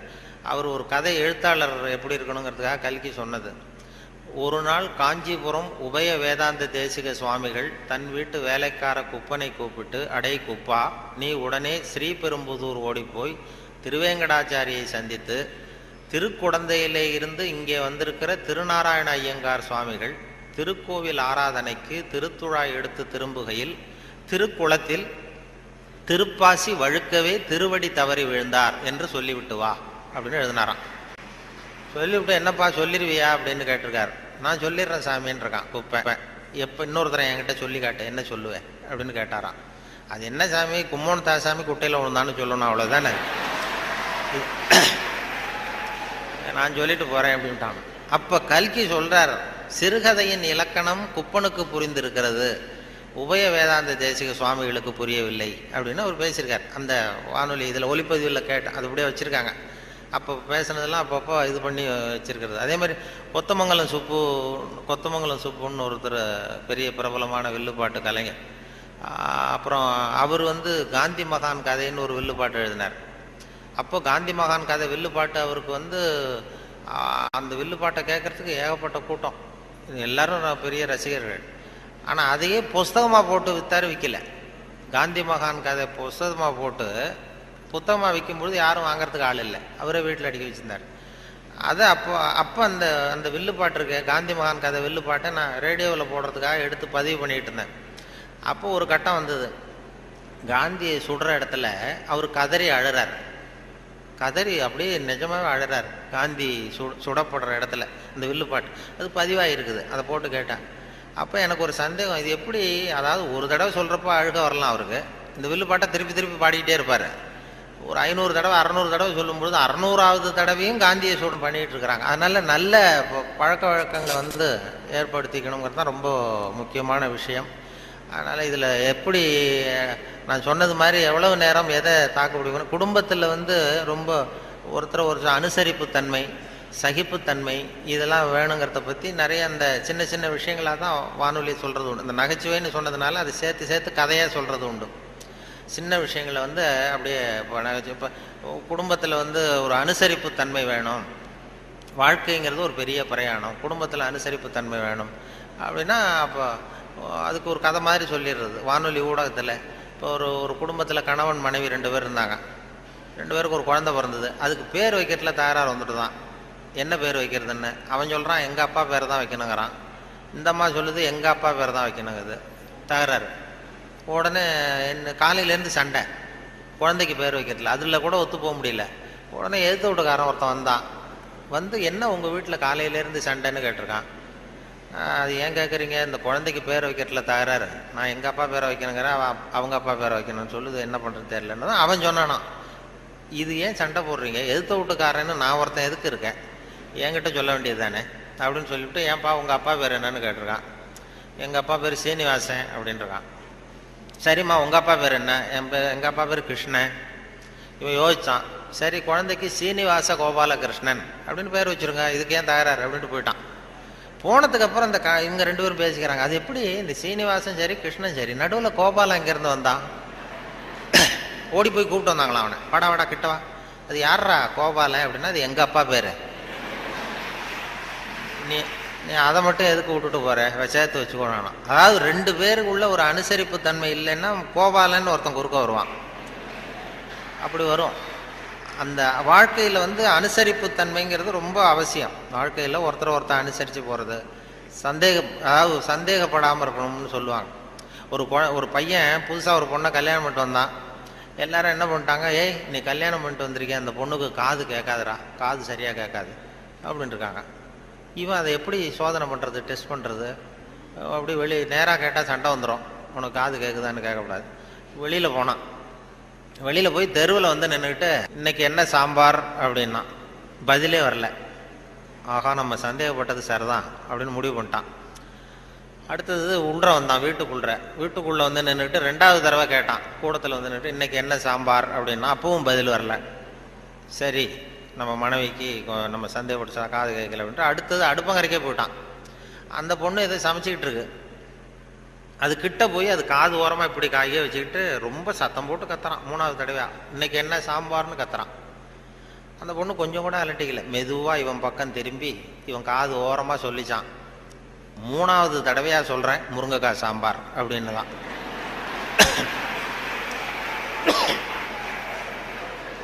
இவனுக்கு காது கேட்கல, இவன் அதை போய் குத்துறான். அதான் தன் குற்றம் நீங்கி பிறர் குற்றம் காண்கிற்பின் என் குற்றமாகும் இறைக்குன்னு சொல்லுவாங்க.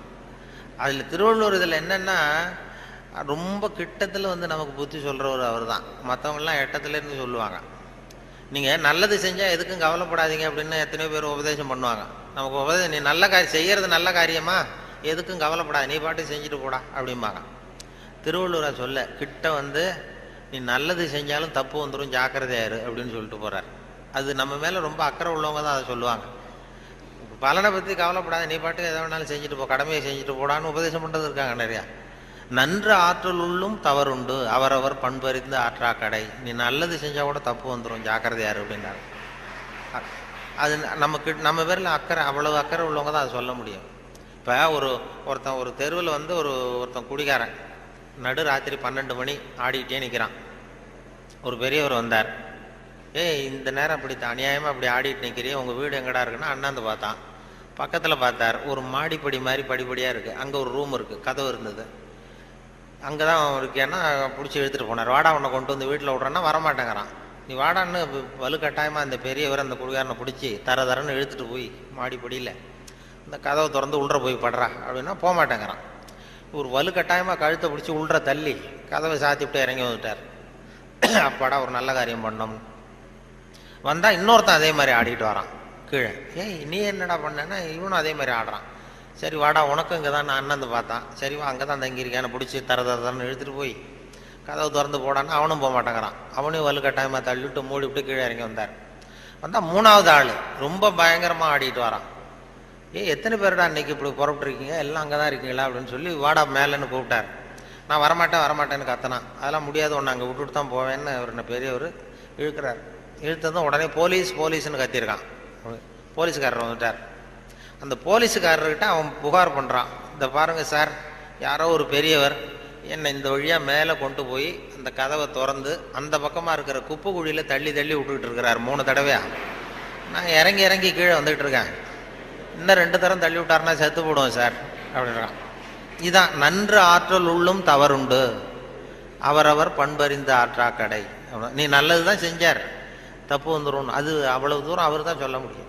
அந்த நன்றாற்றல் உள்ளும் தவறுண்டு, அவரவர் பண்பறிந்த ஆற்றா. நல்லதுன்னு செய்வாங்க. இப்போ ஒருத்தன் யார்கிட்டையும் நண்பர்கள்ட்ட கேட்டான், ஒரு 100 ரூபா கொடுங்கடா, ஏதாவது தொழில் செஞ்சு பொழைச்சிக்கிறேன்னு. யாருமே கொடுக்கறதுக்கு ஆள் இல்லை, பரவாயில்ல. உடனே அவன் என்ன பண்ணால், சரி மனிதர்கள் யாரும் நமக்கு உதவி பண்ண மாட்டேங்கிறாங்க, நமக்கு தேவை ஒரு 100 ரூபா, இது கடவுளுக்கே ஒரு லெட்டர் போட்டு பார்ப்போம், அவர் தானே எல்லாரையும் படைச்சார், அவர் கொடுக்குறாரா பார்க்கணும். ஒரு போஸ்ட் கார்டு வாங்கினான். போஸ்ட் கார்டை வாங்கி அதில் அன்புள்ள கடவுள் அவர்களுக்கு வணக்கம், எனக்கு மனிதர்கள் யாரும் உதவி செய்ய மாட்டேங்கிறாங்க, எனக்கு ஒரு 100 ரூபா இருந்தால் அதை வச்சு நான் பொழைச்சிக்குவேன், நானே ஒரு 100 ரூபாயை எனக்கு அனுப்பி வைக்கும்படி கேட்டுக்கொள்கிறேன்னு போட்டு கையெழுத்து போட்டான். போட்டு அந்த பக்கம் திருப்பி அட்ரஸ் எழுதணும்ல, பெறுகிறவர் முகவரி, உயர்திரு கடவுள் அவர்கள், அப்புறம் தெரு நம்பர், வீட்டு நம்பர், தெரு ஒன்றும் தெரியல. யோசிச்சான், கடவுள் அட்ரஸ் எப்படி கண்டுபிடிக்கிறது யோசிச்சு, சரி எல்லார் அட்ரஸும் போஸ்ட் மாஸ்டருக்கு தெரியும் அப்படின்னு சொல்லி கடவுள் கேரா போஸ்ட் மாஸ்டர் அண்ணாமலை நகர் சிதம்பரம்னு போட்டு விட்டான். அந்த போஸ்ட் மாஸ்டர் ஒரு நல்ல எண்ணம் படைச்சவர். அவர் என்ன பண்ணிட்டாரு, யாரோ ஒருத்தன் அப்பாவித்தனமாக 100 ரூபா கேட்டிருக்கான், நாமளே அனுப்பிச்சிருவோம், கடவுளுக்கு அனுப்பியிருக்கான் அப்படின்னு சொல்லி அங்கே போஸ்ட் ஆஃபீஸில் வேலை செய்கிறவங்கள்ட்டெல்லாம் உங்களால் முடிஞ்சதை கொடுங்கப்பா, ஹெல்ப் பண்ணுங்க, அவனுக்கு உதவி பண்ணுவோன்னா ஆளுக்கு உடனே 5-10 எடுத்து கொடுத்தாங்க. எல்லாரும் சேர்த்தா ஒரு 90 ரூபா சேர்ந்து போச்சு. உடனே சேர்ந்த வரைக்கும் அனுப்பிச்சிருவோம் அப்படின்னு சொல்லி மணி ஆர்டர் ஃபார்ம் எடுத்தார். மணி ஆர்டர் கமிஷனையும் அவரே ஒத்துக்கிட்டார். அவரே எடுத்துக்கிட்டு அந்த சேர்ந்த பணம் 90 ரூபாய் வச்சு அந்த அவனுக்கு அனுப்பிச்சிட்டார். அவன் வாங்கிட்டான். வாங்கி 90 ரூபா வாங்கிட்டு மறுபடியும் ஒரு போஸ்ட் கார்டு வாங்கினான். வாங்கி மறுபடியும் கடவுளுக்கே ஒரு லெட்டர் எழுதினான். அன்புள்ள கடவுள் அவர்களுக்கு வணக்கம், நீங்கள் அனுப்பிய பணம் வந்து சேர்ந்தது, ரொம்ப நன்றி. இருந்தாலும் உங்களுக்கு ஒரு யோசனை சொல்ல விரும்புகிறேன், ஆலோசனை, அறிவுரை. இனிமேல் நீங்கள் எனக்கு பணம் அனுப்பும் பொழுது போஸ்ட் மாஸ்டர் மூலமாக அனுப்ப வேண்டாம், அவர் ஒரு 10 ரூபாயை எடுத்து வச்சுக்கிறார் அப்படின்னா. நல்லது செய்ய போய் கெட்ட பேர் வந்துடுது பாருங்க. இதுதான் நன்று ஆற்றல் உள்ளும் தவறுண்டு, நன்று ஆற்றல் உள்ளும் தவறுண்டு, அவரவர் பண்பறிந்த ஆற்றா கடை அப்படிங்கிறது அதான். அப்படி அதை பண்ணியிருக்கிறாங்க. அதை ரொம்ப அருமையாக இவர் சுத்தானந்த பாரதியார் மொழிபெயர்ப்பு இருக்கு, ஆங்கில மொழிபெயர்ப்பு. அதை திருக்குறள் தமிழில் எப்படி எழுதியிருக்காரோ அதே அழகில் அவர் ஆங்கிலத்தில் மொழிபெயர்த்திருக்கிறார். சுத்தானந்த பாரதியாருடைய ஆங்கில மொழிபெயர்ப்பு பார்த்தீங்கன்னா அப்படியே இருக்கும். அதாவது உடம்போடு உயிரிட என்ன, மடந்தையோடு எம்மிடை தொடர்புன்னு ஒரு திருக்குறள் இருக்கும். அதாவது இந்த பெண்ணுக்கும் எனக்கும் உள்ள தொடர்பு எப்படின்னா உடம்புக்கும் உயிருக்கும் உள்ள தொடர்பு மாதிரி அப்படின்னு அந்த இதில் திருவள்ளுவர் எழுதியிருப்பார். உடம்போடு உயிரிட என்ன, மற்றென்ன, மடந்தையோடு எம்மிடை தொடர்பு. அதை சுத்தானந்த பாரதியார் மொழிபெயர்த்திருக்கிறார். The love between me and this lady is like bond between soul and body, இப்படி எழுதியிருக்கு. அதே போல் 2 வரியில் அந்த காலத்தினால் செய்த நன்றி செய்த ஞாலத்தின் மானப்பெரிது, அது மாதிரி a help rendered in hour of need, so though smaller greater than the world அப்படின்னு இப்படி அழகாக அதை பண்ணியிருப்பார். இவர் சொன்ன அந்த நம்ம நாவலர் நெடுஞ்செழியன், அவர் அந்த திருக்குறள் மொழிபெயர்ப்பு வந்தப்போ வானொலி நிலையத்துக்கு வந்திருந்தார். அப்போ முன்னாடி ஒரு அறையில் உட்காந்து பேசிகிட்டு இருக்கிறோம், அவர் பதிவுக்கு முன்னாடி. அப்போ கேட்டார், நீ என்ன படிச்சிருக்கேன்னு என்ன கேட்டார். நான் விவசாயம் படிச்சிருக்கேன் சார் அப்படின்னு. விவசாயம் படிச்சிருக்கேன்னா அப்போ உங்ககிட்ட தான் ஒரு கேள்வி கேட்கணும் அப்படின்னு கேட்க ஆரம்பித்தார். என்ன சார் கேட்க போறீங்கன்னா, இந்த காலத்தினால் செய்த நன்றி செய்தேனும் ஞாலத்தின் மான பெரிதுன்னு ஒரு திருக்குறள் இருக்குல்ல. ஆமான்னு. அது அது பொருத்தமாக இல்லையே அந்த உதாரணம்னார். என்னன்னு கேட்டேன். காலத்தினால் செய்த நன்றினா ஒருத்தன் அவ தேவைப்படுறப்ப செய்கிற உதவி பூமியை விட பெருசு. ஞாலத்தின் மான பெரிதுனா பூமிங்கிறது ஒரு பௌதிக பொருள், அது உருண்டை. உதவிங்கிறது ஒரு செயல். நீ ஒருத்தனுக்கு அந்த நேரம் பார்த்து செய்கிற உதவி பூமியை விட பெருசுன்னா நீ செய்கிற செயல் உருண்டையா இருக்கா? அதுக்கும் பூமி உருண்டைக்கும் என்ன சம்பந்தம்? அது பொருத்தமா இல்லையேன்னு அவர் சொன்னார். நெடுஞ்செழி, ஆமாம் சார் எனக்கும் அது பொருத்தம் அப்படி தான் தெரியுது அப்படின்னா. இல்லை நீ விவசாயம் படித்ததுனால கேட்டேன் உங்ககிட்ட அப்படின்னு சொல்லிட்டு அப்புறம் அதுக்கு அவர் விளக்கம் கொடுத்தார். அது அப்படி இல்லை தம்பி அப்படின்னு சொல்லிட்டு, காலத்தினால் செய்த நன்றிங்கிறது நேரம் பார்த்து உதவி செய்கிறது. பூமி உடனே உதவி செய்யாது. அது எப்படின்னா, இன்னைக்கு ஒரு கத்திரிக்காய் செடியை நட்டின்னா ஒரு 4 மாதம் கழிச்சு தான் கத்திரிக்காய் காய்க்கும். இன்னைக்கு ஒரு நெல்லை நடவு பண்ணினா ஒரு 3.5 மாதம் 4 மாதம் கழிச்சு தான் உனக்கு பலன் கொடுக்கும். 4 மாதம் கழித்து பலன் கொடுக்குற பூமியை விட உடனே செய்கிற உதவி பெருசு இல்லையா? அதனால தான் காலத்தினால் செய்த நன்றி செய்தேன்னு ஞாலத்தின் மான பெரிது அப்படின்னார். இதை நாவலர் நெடுஞ்செழியன் சொன்னார். அப்படி அவரெல்லாம் அவர் அரசியலுக்கு வந்திருக்க வேண்டியதில்லை, இலக்கியத்தோடு இருந்திருந்தா நல்லா இருக்கும்னு சொன்னார். அப்புறம் அடுத்த கேள்வியும் கேட்டார், அவர் விடலை. அப்புறம் நிலையில் தெரியாத அடங்கிய அந்த அப்புறம் கடலை விட பெருசி, அதாவது அப்படின்னு ஒரு இது, அதுக்கு அந்த திருக்குறள் கொண்டு சொன்னார். நிலையில் தெரியாத அடங்கியான் தோற்றம் மலையினுமான பெரிதுன்னு ஒன்று. பயன் தூக்கார் செய்த உதவி நயன் தூக்கின் நன்றி கடலிற் பெரிது. அதாவது பயன் கருதாமல் செய்கிற உதவி கடலை விட பெருசுன்னு சொல்கிறாரு. கடலுங்கிறது விரிந்தது. பயன் கருதாமல் செய்கிற உதவிக்கும் கடலுக்கும் என்ன சம்பந்தம்னு கேட்டார், இந்த முதல் கேள்வி மாதிரி. அப்புறம் அவரே விளக்கம் கொடுத்தார். கடல் பயன் கருதி தான் நமக்கு உதவி செய்யும். அதாவது நம்மகிட்ட இருக்கிற தண்ணி ஆவியாக போய் மறுபடியும் மேகமாகி மறுபடியும் மழையாக பொழிஞ்சு அந்த தண்ணி மறுபடியும் நம்மகிட்டே வந்துடும். அப்படிங்கிற பயன் கருதி கடல் உதவி செய்யுது. அதை விட பயன் கருதாமல் செய்கிற உதவி பெருசு இல்லையா? அதனால தான் கடலை விட பெருசுன்னு சொன்னார் அப்படின்னு சொல்லி அவர் விளக்கம் அதை கொடுத்தார். இப்போ நிலையில் தெரியாத அடங்கியான் தோற்றம் மலையினுமான பெரிது. அதாவது மனசு அடங்கினவன் மலையை விட பெருசு அப்படின்னா மலை அசையாமல் இருக்கிறது ஒன்றும் அதிசயம் இல்லை, மனம் அசையாமல் இருக்கிறது தான் அதிசயம். அதனால் மலையை விட பெருசுன்னு சொல்லி அவர் விளக்கம் கொடுத்துட்டு போனார். மனசை அசையாமல் வச்சுருக்கிறது ரொம்ப கஷ்டம்.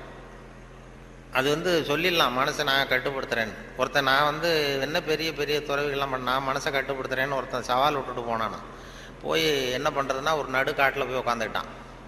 மனசை கட்டுப்படுத்துறது என்ன பெரிய காரியம் நான் பண்ணுறேன் அப்படின்ட்டு அப்படியே உட்காந்து பார்த்தா எதிரில் ஒத்தையடி பாதை, அதில் ஒரு நடனம் ஆடுற பொண்ணு போயிட்டுருக்கு. டான்ஸு ஸ்கூல் ஒன்று, டான்ஸு கற்றுக்கிறதுக்கு போயிட்டுருக்கு. இது என்ன இவ்வளோ தூரம் உட்காந்துருக்குறோம், இப்போவும் நமக்கு தொந்தரவாக இருக்குது, கண்ணு இடைஞ்சலாக இருக்கேன்னு சொல்லி பார்த்தான். 8 மணிக்கு கிளாஸு தினம் போயிட்டுருக்கு.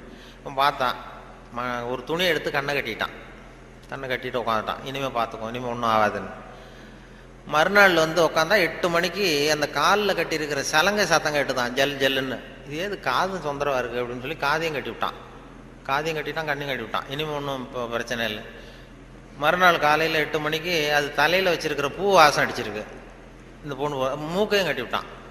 கண்ணு காது மூக்கையும் கட்டிவிட்டு இனிமேல் நான் மனசை கட்டுப்படுத்துறேன்னு உட்காந்தானா. மறுநாள் காலையில் 8 மணி ஆச்சு. அப்போ இவன் மனசு நினச்சிதான் இந்நேரம் அவள் போயிட்டு இருப்பா அப்படின்னு. இதை விட அசையாமல் இருந்ததுன்னா அது மலையை விட பெருசு மனசு. நிலையில் தெரியாத அடங்கியான் தோற்றம் மலையினும் ஆன பெரிதுன்னா அதுதான். மலை அசையாமல் இருக்கிறது ஒன்றும் பெரிய ஆச்சரியம் இல்லை, மனசு அசையாமல் இருந்ததுன்னா அது பெரிய அதிசயம் அப்படின்னு சொல்லி அதுக்கு விளக்கம் அவர்கள் கொடுத்துக்கிட்டு இருந்தாங்க. அப்படி அதை பற்றி நிறைய பண்ணுறாங்க. அதனால் நமக்கு உங்களுடைய எவ்வளவு நேரம் ஆச்சுன்னு தெரியல, எப்போ முடிக்கிறதுன்னு தெரியல. அது ஒரு கடிகாரம் வச்சா பரவாயில்ல. கடிகாரம் சொல்லுவாங்க பேச்சாளர்கள், சில பேச்சாளர்கள் ஆரம்பிச்சிருவாங்க, முடிக்க முடியாது, எப்போ முடிக்கிறதுன்னு தெரியாது. நெடுஞ்செழியனை பற்றி பேரறிஞர் அண்ணா சொல்கிறது உண்டு. நெடுஞ்செழியன் கூட்டம் நெடுஞ்செழியன் பேச முடிக்கும் பொழுது அண்ணா சொல்லுவார், அவர் ஒரு பேசி முடிக்க போனார்னா அந்த பிளேன் அப்படியே இறங்குறதுக்கு முன்னாடி 2 ரவுண்ட் அடிக்குது இல்லை மேலே, அது மாதிரி ஒரு 2 ரவுண்ட் அடிச்சுட்டு அப்புறம் தான் கீழே இறங்குவார் அப்படின்னு சொல்லி வேடிக்கை சொல்லுவார். அது மாதிரி பேச்சாளர்களுக்கு இப்போ ஒரு பேச்சாளர் பேசிக்கிட்டே இருந்தாராம், எவ்வளோ நேரம் ஆச்சுன்னு தெரியல. அப்புறம் சொல்லியிருக்காரு, ஐயோ உங்களை ரொம்ப நேரம் போர் அடிச்சிட்டேன் போல் இருக்கு, எனக்கு நேரம் போனதே தெரியல, கடிகாரத்தை பார்க்க மறந்துட்டேன் சார், மன்னிச்சுங்கன்னு இருக்கார். அப்போது ஒருத்தர் கோபமாக எழுந்திரிச்சு சொன்னாராம், ஏன் கடிகாரத்தை தான் பார்க்க மறந்த, பின்னாடி மாட்டிருக்கிற கேலண்டரையாவது பார்க்கக்கூடாதா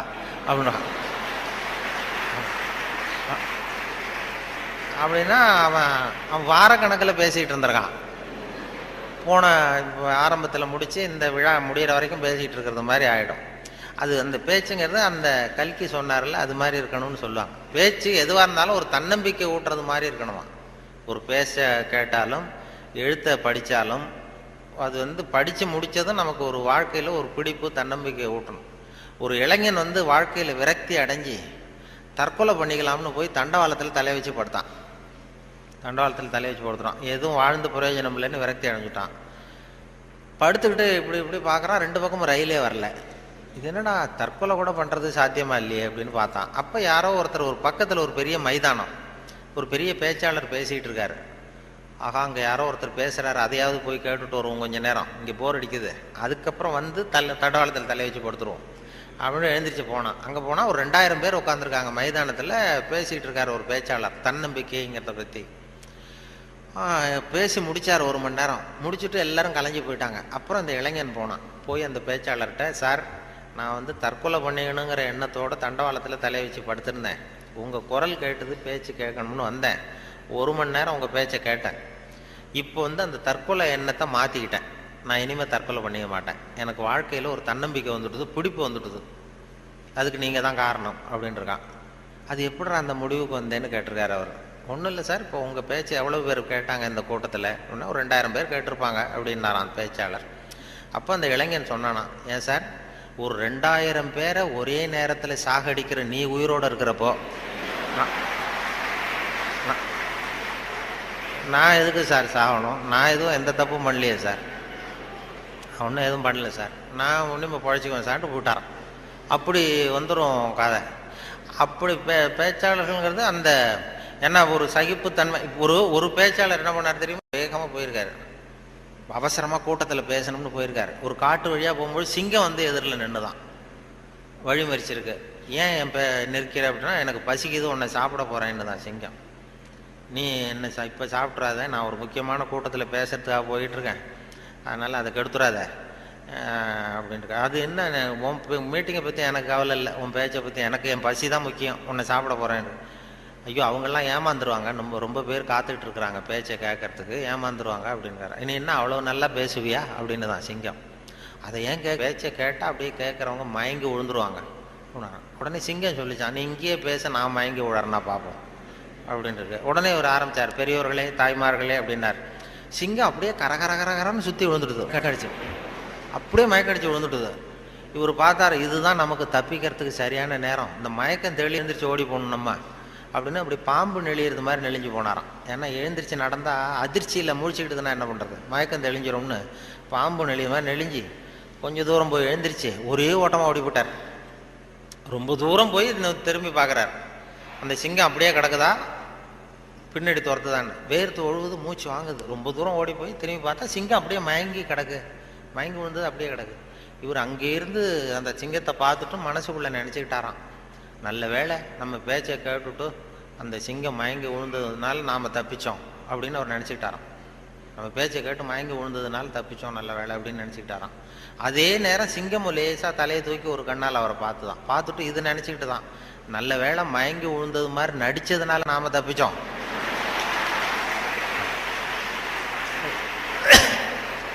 இல்லைன்னா அவன் பேசியே கொண்டிருப்பான் நம்மளை அப்படின்னு அது நினச்சிதான். இப்போ எதுக்கு இதை சொல்கிறேன்னா, இப்போ உங்கள் முகத்தையெல்லாம் பார்த்தா அந்த சிங்கத்தோட முகம் மாதிரி தெரியுது எனக்கு. ஆமாம், அது என்ன, எந்த எந்த இதில் இருக்கீங்க என்ன ஏதுன்னு அதை புரிஞ்சுக்கிறது ரொம்ப கஷ்டம். ஆனால் இது மாதிரி நேரத்தில் நல்ல பழக்க வழக்கங்களை வளர்த்தலாம். சகிப்புத்தன்மைங்கிறது ஒரு பெரிய முக்கியம். இன்டர்நேஷ்னல் இயர் ஆஃப் டாலரன்ஸ்னு கொண்டாடினாங்க. சர்வதேச சகிப்புத்தன்மை ஆண்டுன்னு 1995 இன்டர்நேஷ்னல் இயர் ஆஃப் டாலரன்ஸ், சர்வதேச சகிப்புத்தன்மை ஆண்டு. எதுக்கு சொல்கிறேன்னா, இது மாதிரி சந்தர்ப்பத்தில் நீங்கள் உங்களுக்கு பிடிக்குதோ பிடிக்கல ஒரு சகிப்புத்தன்மைன்னு ஒன்று, எவ்வளோ நேரம் தாக்கு பிடிக்க முடியும் அப்படிங்கிறதெல்லாம் பண்ணிக்கலாம். அதனால் அது மாதிரி உங்களுடைய உங்களுடைய சகிப்புத்தன்மை நல்லாவே இருக்குதுன்னு நினைக்கிறேன். ஏன்னா இது வரைக்கும் யாரும் கலைஞ்சி போகல, அதனால் எல்லாத்தையும் தாக்கு பிடிச்சி உட்காந்துருக்குறீங்க. அதனால் உங்களை எல்லாம் இது மாதிரி ஒரு நல்ல சந்தர்ப்பத்தில் சந்தித்ததில் எனக்கு ரொம்ப மகிழ்ச்சி. ஏன்னா ஒரு பெரிய